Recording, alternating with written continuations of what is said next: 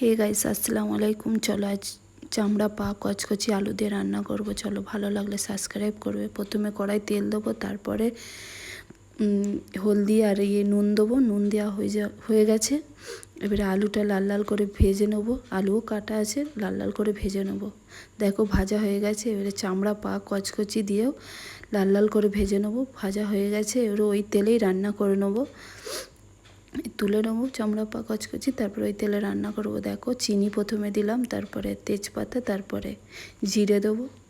জিরা দেওয়া হয়ে গেছে, তারপরে ওর উপরে পেঁয়াজ দিয়ে দেবো। পেঁয়াজ দেওয়া হয়ে গেছে, তারপরে আদা রসুনের পেস্ট দিয়ে একটু 5 মিনিট নেড়ে নেবো। তারপর 5 মিনিট পর একটু টমেটো দিয়ে দেবো। 3টে টমেটো দিয়ে তার উপরে নুন দিয়ে দেবো। তারপরে সিদ্ধ হয়ে যাবে টমেটোটা। তারপরে জিরে, ধনে, লঙ্কা যত সব গুঁড়ো দিয়ে দেবো।